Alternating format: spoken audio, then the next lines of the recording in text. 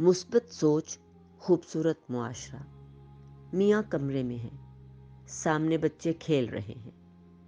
खातून घर में पोछा लगा रही हैं कि किचन में दूध जलने की बू आती है।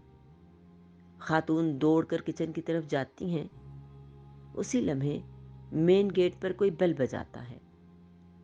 मियाँ मेन गेट की तरफ जाने के लिए निकलते हैं और सामने रखी पोछे की बाल्टी से उन्हें ठोकर लग जाती है। दो रद्द अमल मुमकिन है, मुस्बत रद्द अमल और मनफी रद्द अमल। मुस्बत रद्द अमल की सूरत में खातून जल्दी से आकर पूछती हैं, आपको चोट तो नहीं लगी? मैंने जल्दी में रास्ते से बाल्टी हटाई ही नहीं। मियाँ ने कहा, नहीं नहीं, आपकी कोई गलती नहीं है, मुझे ही देखकर चलना चाहिए था, मैंने ही जल्दबाजी में ध्यान नहीं दिया।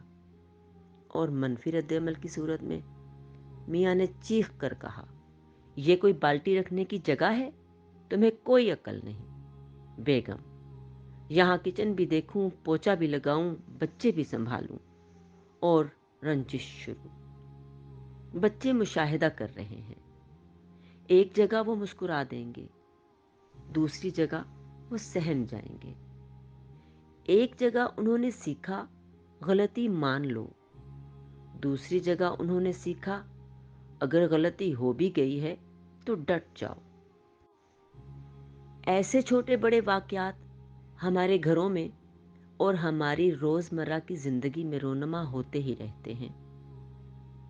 अब ये हम पर मुनहसर है कि हम उन्हें मुस्बत अंदाज में हैंडल करें या मनफी अंदाज में।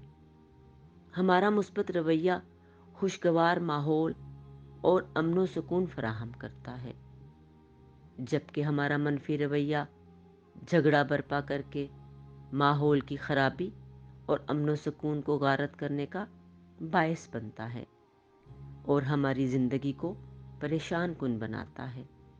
हम अपनी सोच और रवैये से अपने माहौल को या तो खुशगवार बनाते हैं या ना खुशगवार।